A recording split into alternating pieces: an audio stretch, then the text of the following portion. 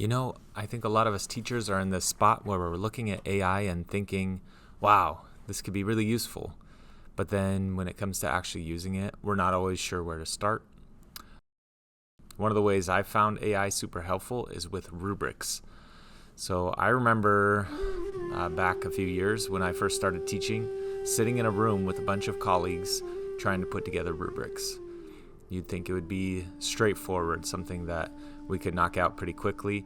But anyone who's done this before and worked on a team to do this knows that it can get tricky pretty fast. When you've got multiple people involved, even in the same subject area, there's always 100 different ways to approach it. That's where AI like ChatGPT is the one I'm going to be using here comes into play.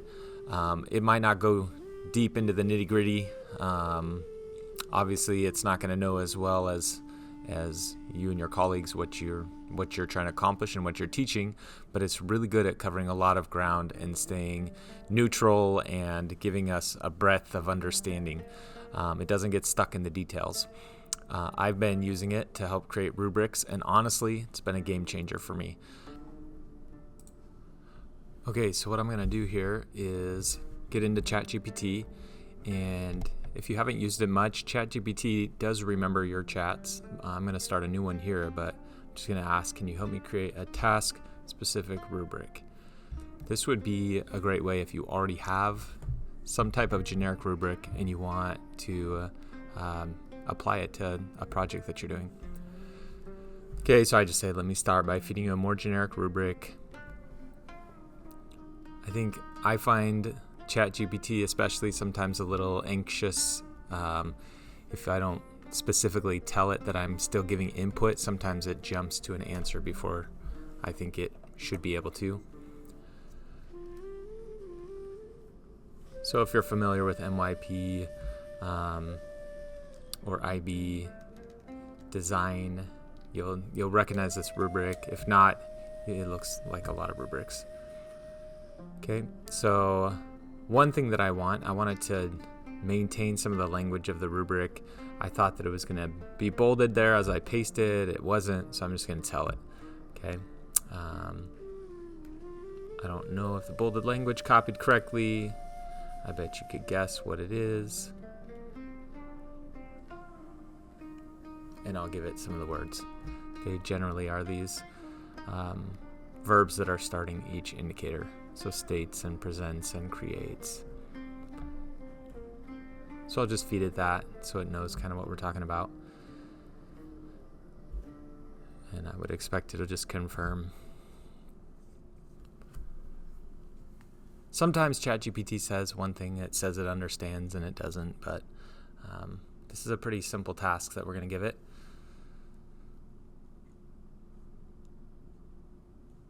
Okay, here's the part where I'm just going to use natural language to explain this project.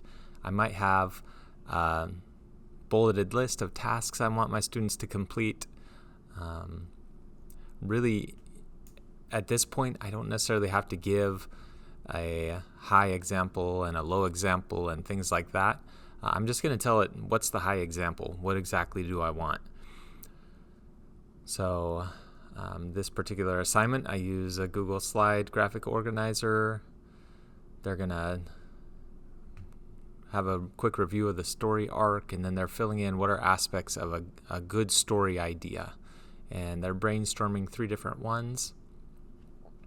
And so I'd like them in this rubric to make sure that it's looking for those 3 specific, well-developed story ideas.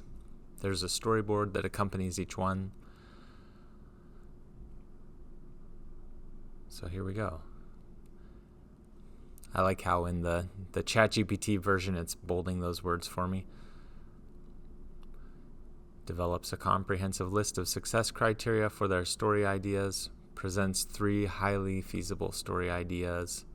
Presents the chosen story idea in detail. Okay, I like it. It's not super kid-friendly yet. So again, I'll just mention that to ChatGPT.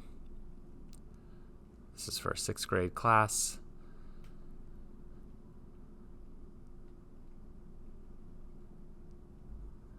I just want it to be a little bit more aware of the vocabulary it's using.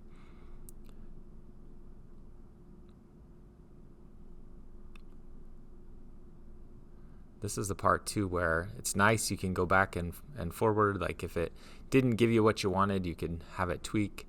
I could have told it, I don't want one of those indicators. I want to just remove indicator Roman numeral 3, and it would have gone through and taken that out. But this is looking a little bit better. Presents 3 strong story ideas, clearly explaining the key parts of each story arc and storyboard using Google Slides. Presents the chosen story idea with lots of detail describing important features of the story, and creates clear detailed storyboards for all 3 ideas. Notice that as it gets down in the list, it's incomplete storyboards without enough details. I could tweak any of those if I felt like it left something out. So there you have it. That's it. I know this is a super simple idea for anyone who's like actually trying to get AI into the workflow. You've probably already thought of it. I just thought I'd present it as maybe a starting point if you're looking for ways to use AI that are meaningful, don't take you more time. Actually, I think we can see if you do have to create rubrics, how this would save a lot of time.